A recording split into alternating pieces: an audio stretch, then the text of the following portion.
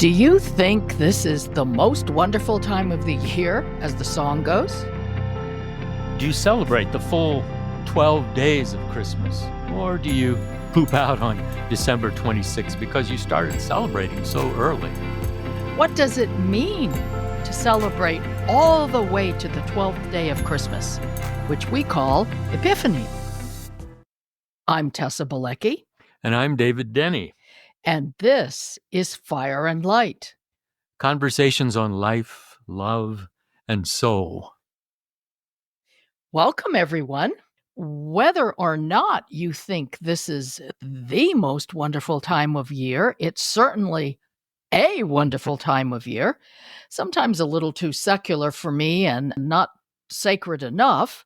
So we want to zero in on how to make it closer and closer to the most wonderful time of year for you. Dave, do you remember that poem?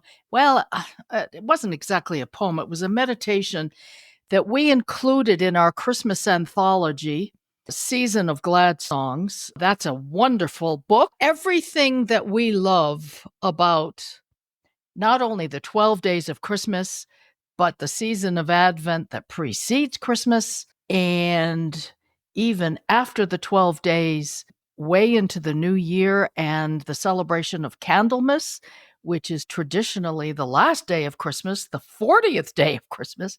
We poured everything we love about all of those days. So you may want to check that out, Season of Glad Songs. You can buy it from Amazon or your local bookstore. We had a wonderful meditation in there that I think sets the tone for what we want to share with you in this episode called Christmas Joy and Gladness. If we fill our lives with things, and again with things, if we consider ourselves so unimportant that we must fill every moment of our lives with action, when will we have the time to make this long, slow journey across the desert, as did the Magi? Or sit and watch the stars, as did the shepherds? Or brood over the coming of the child, as did Mary? For each one of us, there is a desert to cross, a star to discover, and a being within ourselves to bring to life. I just love it as a summary for how we should be spending not only the days before Christmas, but the full 12 days of Christmas and even the days beyond that. What do you make of this? Well, I love, of course, the desert aspect of it, since we're the Desert Foundation. And the author talks about how we consider ourselves so unimportant that we have to fill our lives with action. And I thought that was a powerful thing. I think many of us in the United States are trained that what's it mean to be a human being? It means to get out there and do stuff. I think a deeper approach to what it means to be human is to acknowledge this sense of being loved and of having a calling, having a purpose, having a vocation. It was another word for it. To do something with your life that is noble and beautiful, and that sometimes action can distract us from that. So I like that sense of, if we really want to respect our deep inner selves, then sometimes we need to slow down. And that's what the Magi did. They looked, they watched, they listened, they calculated, and that takes time. And the same with the shepherds. They had a lot of quiet, empty time in the darkness. Then they started to notice the angels. And then it's a great testimony, this little meditation, to the stillness of Mary as well. Yes. Brooding over, meditating on, pondering the mystery of this child that she was going to bring into the world.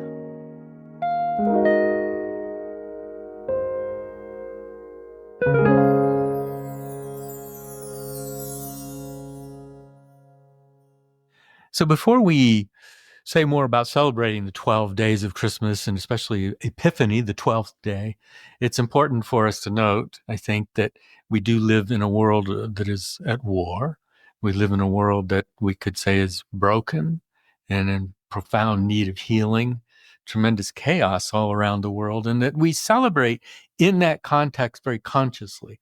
We don't just pretend, okay, everything's fine, let's just have a good time.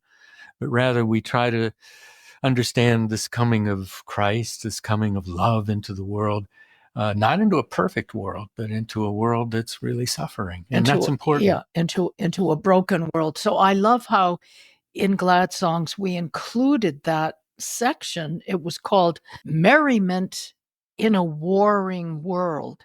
Why is it that we can make merry when the world is so messed up? And this relates to the beautiful quotations on joy that we included in the last newsletter we sent out in our last caravans. It was all about choosing joy, that we have a right to joy, no matter how broken the world is. So I love that poem by Frank Horn that relates a warring world to the coming of Christ and the need for merriment. Yes, he was part of the Harlem Renaissance, and this poem was written in 1942 during World War II, and this is what he had to say about the wise men. The wise guys tell me that Christmas is kid stuff. Maybe they've got something there. 2,000 years ago, 3 wise guys chased a star across a continent to bring frankincense and myrrh to a kid born in a manger with an idea in his head. And as the bombs crash all over the world today, the real wise guys know that we've all got to go chasing stars again in the hope that we can get back some of that kid stuff born 2,000 years ago. And of course, that kid stuff, that kid had an idea in his head, and that idea was an idea of peace, which is what true Christmas is all about. And that reminds me of another beautiful meditation from an English writer from the 1950s, Carol Houselander. And this is how she addressed the sorrows and the brokenness of our world. She's praying to the Mother of God, and she uses these words, "O Mother of God, be hands that are rocking the world to a kind rhythm of love, that the incoherence of war and the chaos of unrest be soothed to a lullaby, and the sorrowful world in your hands becomes the cradle of God." Beautiful image of a mother rocking a cradle. I love how she calls war incoherent. She calls our unrest chaos. But a mother's hand rocks the cradle of love in a rhythm of love that makes the whole world a cradle. Just a beautiful image. And we want to share with you some of our favorite Christmas poetry in this episode. That's one of the wonderful things you can do to celebrate the season of Christmas, is just to sit around with your friends and your family and share poetry about the season. So here's one of my favorites. This is just a piece of a longer poem by Carl Sandburg. And I love how he emphasizes the story of Christmas. This is a story that we are telling. Of course, it's a fact, but we're relating that fact as a story. This is how he expresses it. The vagabond mother of Christ and the vagabond men of wisdom, all in a barn on a winter night. And a baby there, in swaddling clothes on hay. Why does this story never wear out? I love that question. It's a more than a 2,000-year-old story. And we tell it over and over and over again, lavishly, at this time of year, all over the world, in all kinds of different cultures. Why does this story never wear out? Not going to answer that question, but what a wonderful question to ask ourselves. Why are we still telling this story? And I also notice in the Sandberg poem, he refers to the men of wisdom. What about the women of wisdom? Yeah. How might they approach this mystery? Many of you may have already seen this if the so-called three wise men had been three wise women. Three wise women would have asked directions, arrived on time, helped to deliver the baby, cleaned the stable, made a casserole, brought practical gifts, and there would be peace on earth. Wonderful. Wonderful feminine perspective on this story that never wears out. Now, there's another poem, Dave, about the three men of wisdom, the three wise men, focusing more on them as kings rather than wise men or magi. This is called The Riding of the Kings by Eleanor Farjeon. In a far land upon a day where never snow did fall, 3 kings went riding on the way, bearing presents all. And one wore red, and one wore gold, and one was clad in green. And one was young, and one was old, and one was in between. The middle one had human sense, the young had loving eyes. The old had much experience, and all of them were wise. Choosing no guide by eve and morn, but heaven's starry drifts, they rode to find the newly born, for whom they carried gifts.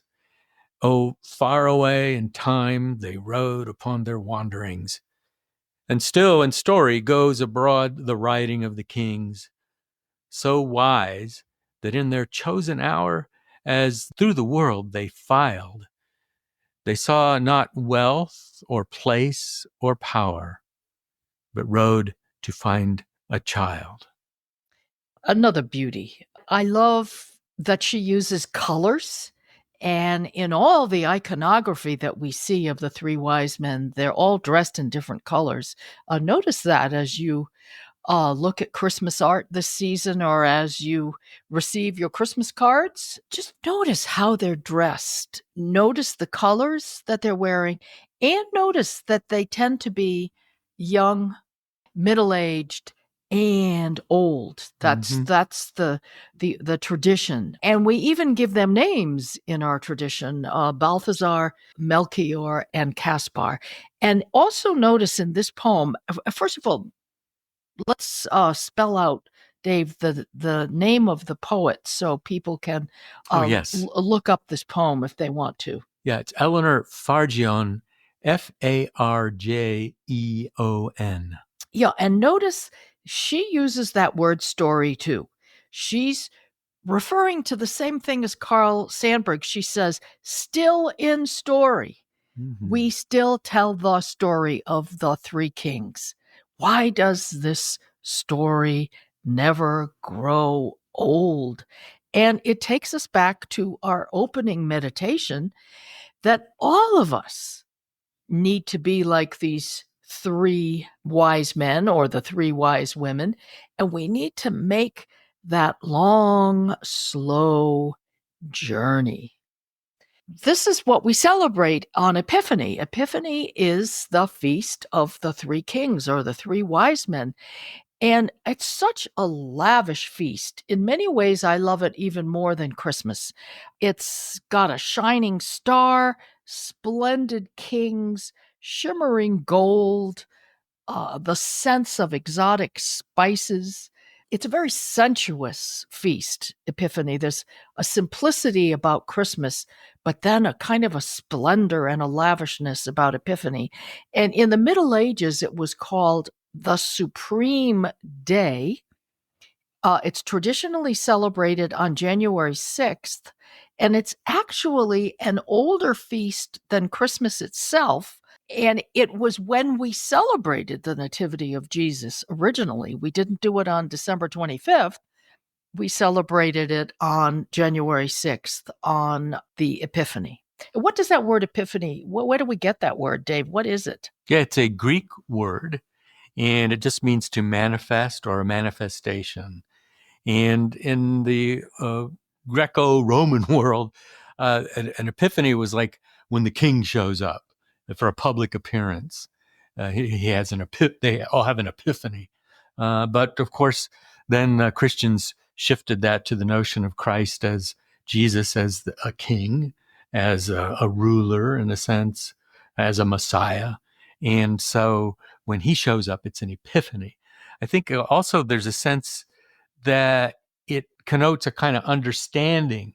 And I've heard people say before that Christmas Day is like, okay, it happened, but you can't absorb it all at once. It's so deep, it's Yes. so wonderful and mysterious that it takes several days for it to start to soak in. Yeah, that happens And to me. and that's when the people arrive from all over the world as it starts to soak in. What a wonder this is. Yeah. So, and that the manifestation or the epiphany is not only for the Jewish people, but it's for everyone. It's for the Right. Gentiles as well as for the Jews. Yeah. So it's be kind of misleading, I think, sometimes to call it a manifestation as though God were manifesting. I think it has more to do with what happens to us. We awaken to the fact that God has been made manifest. I think it's also important to point out that historically speaking, there may not have even been any magi. Mhm. But if we believe in mythic truth, there's something deeper than what actually happened factually. What is a deeper meaning or a higher meaning or a more imaginative meaning, then of course the three kings do exist. And the symbols for this feast are very powerful, I think.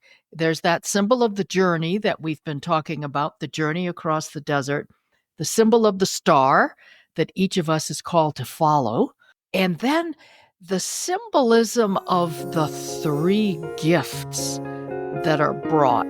It's amazing when you meditate on the mystery of this feast year after year, how many different interpretations there are of what we mean by the gifts of gold, frankincense, and myrrh.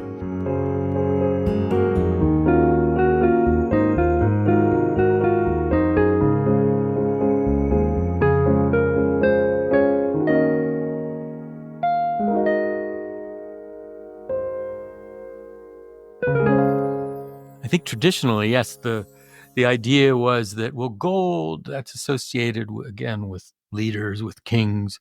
And so by giving gold, you're saying, I honor you as my king. Frankincense was always used in worship.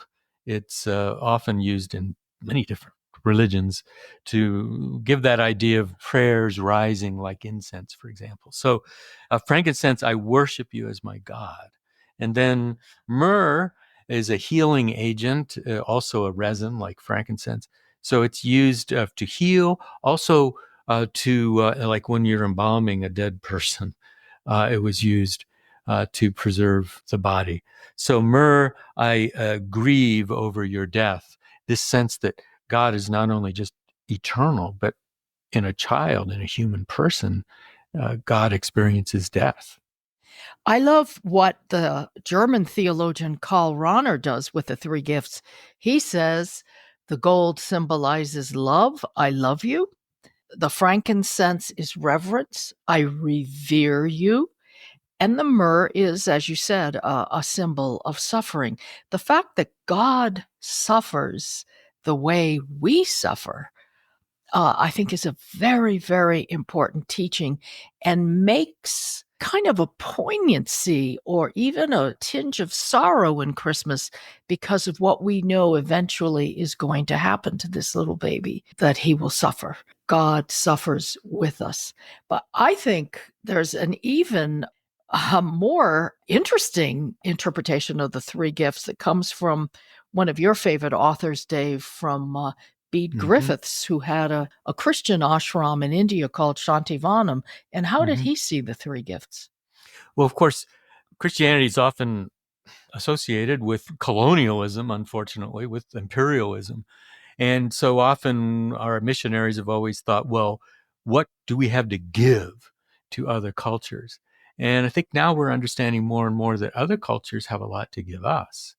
And Bede especially was aware that in India, for example, the different religions had a lot to offer to teach us. One of which he said was, for example, the Hindu tradition has a tremendous sense of the holiness of God. And so he felt like they represent the gold of an interior kind of deep, meditative, transformative tradition. He also felt that not only the Indian subcontinent, but also the Middle East had a lot to offer. And Muslims offer the gift of frankincense, a sense of worship, of reverence.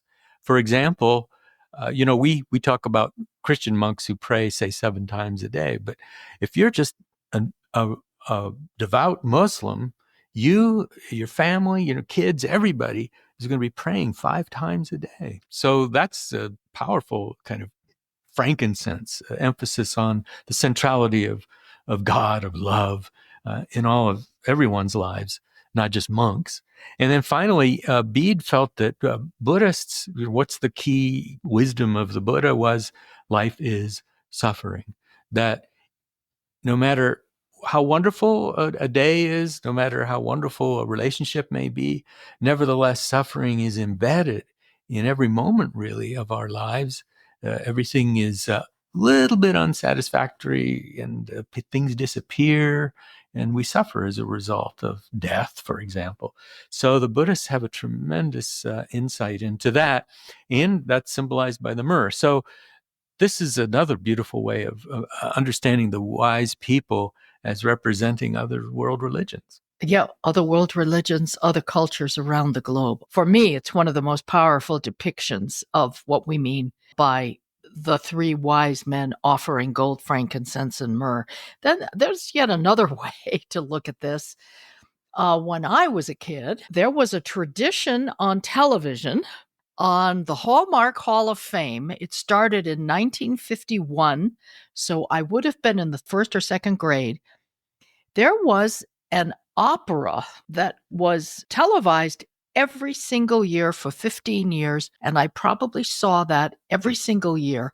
It was called Amal and the Night Visitors. I think there are things about it that if people watched it today, the production that I used to see year after year, it might seem a little weird, but this has haunted me my entire life. And the depiction of the three kings is especially dramatic in this opera. I loved this opera so much, but when I listened to it, I couldn't understand the words well enough. So I had a friend of mine get me the libretto so that I could actually read the words that I was hearing in the music. And each of the three kings sings a song or a poem that is actually profound theology about the incarnation, about who this Jesus baby is and who he will become.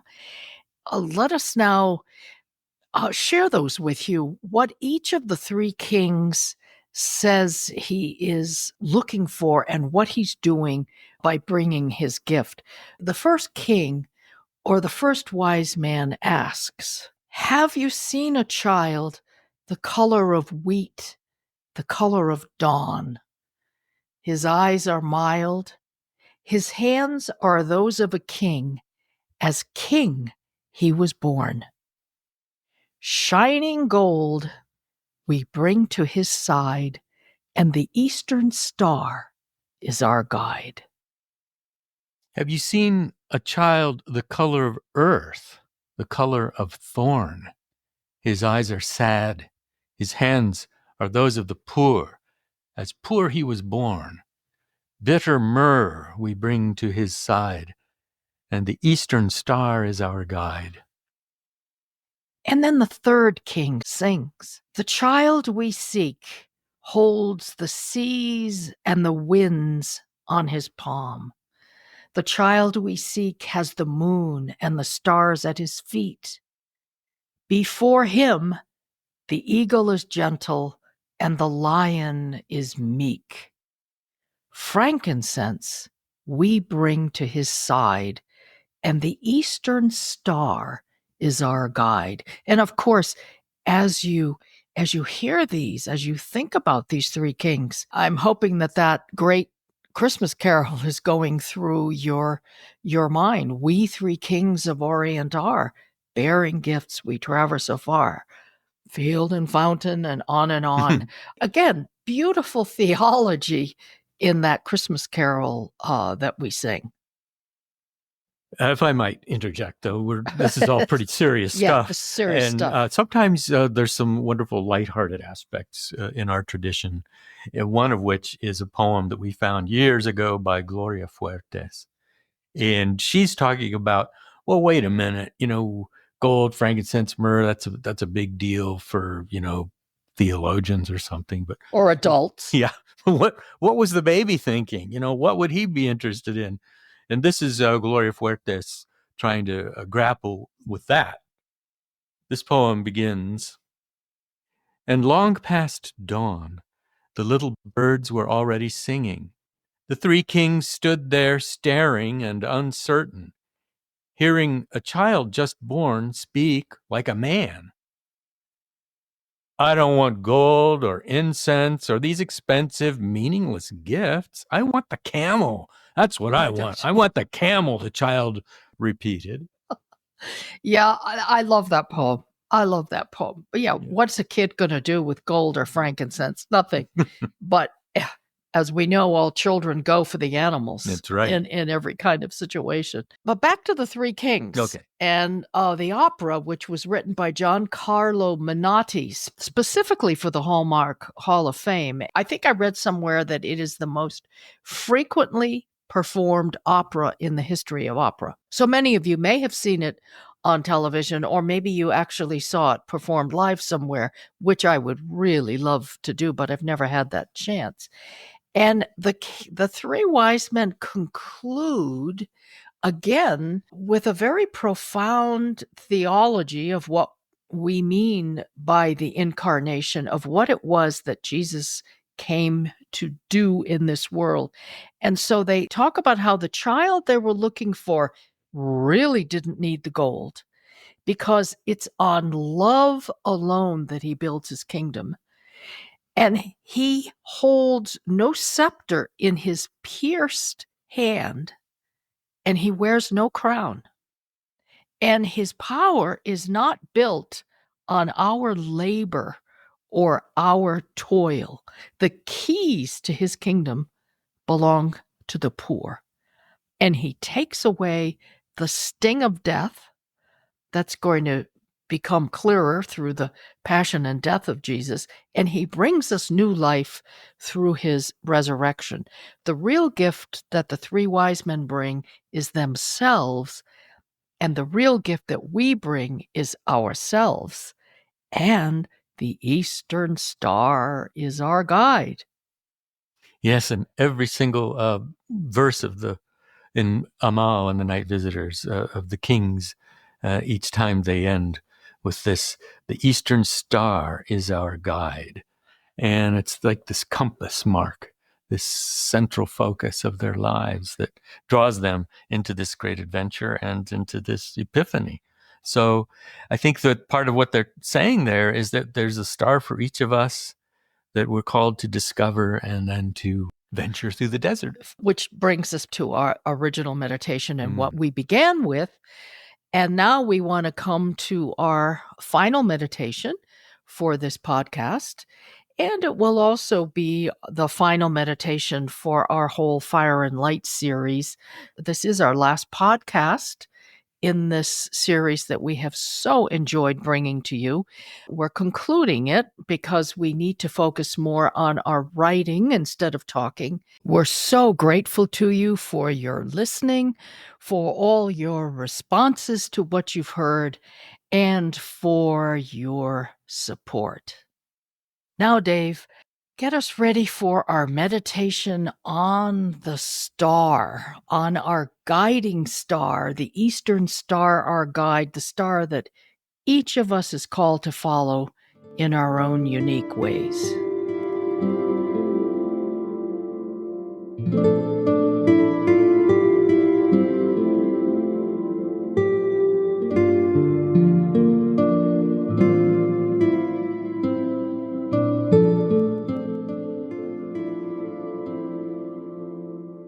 As usual, find a comfortable position to sit in. Usually it's sitting. It might be lying down.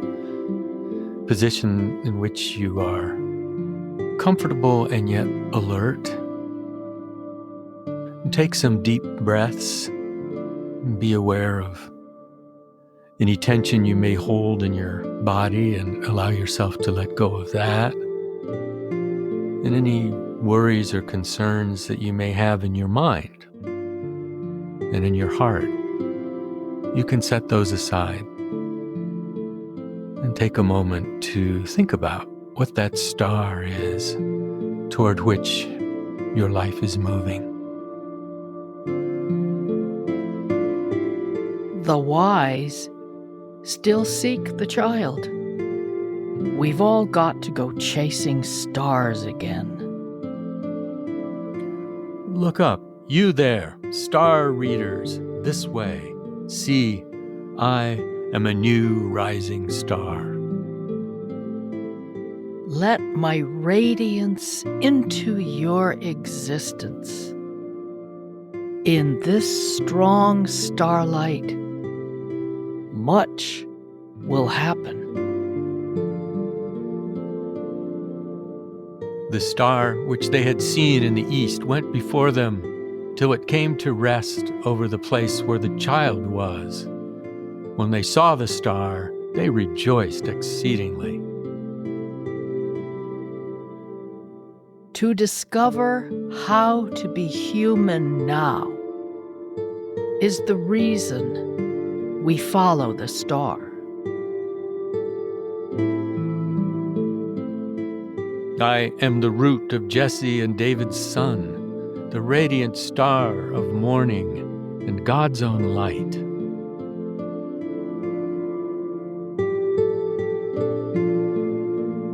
Because of the compassionate kindness of our God, the day star from on high will visit us to shine on those who sit in darkness and the shadow of death. I have seen the morning star upon the distant horizon. All the shadows of the dark cannot keep the sun from rising.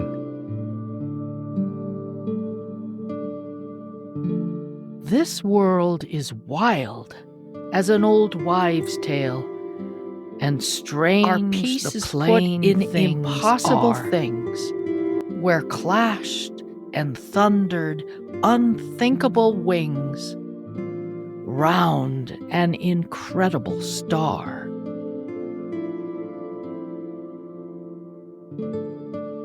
To an open house in evening, home we shall all come, to the end of the way of the wandering star, to the things that cannot be and are, to the place where God was homeless and all are at home.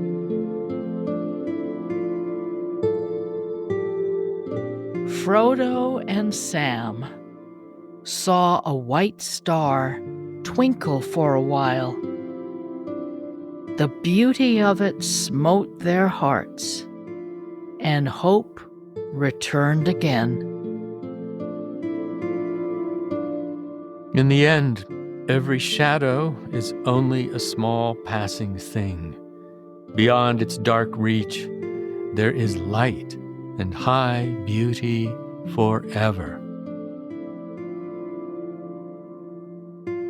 The midst of the earth is a raging mirth, and the heart of the earth a star. The wise still seek him. We've all got to go chasing stars again.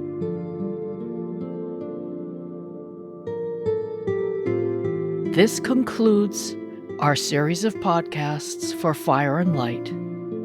Conversations on life, love, and soul. You can still access any of our episodes in the archives wherever you listen to your podcasts. Fire and Light's greatest hit. Thank you for listening.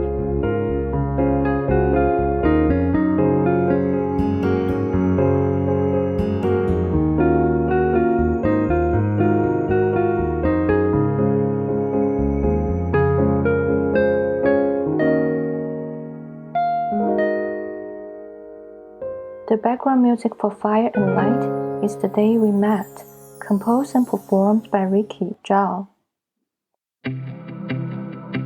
Fire and Light's theme music is Dreamcatcher, composed and performed by Chris Martin and Jeff Harvey at Purple Planet Music. Fire and Light is recorded in Tucson, Arizona, editing by David Levin.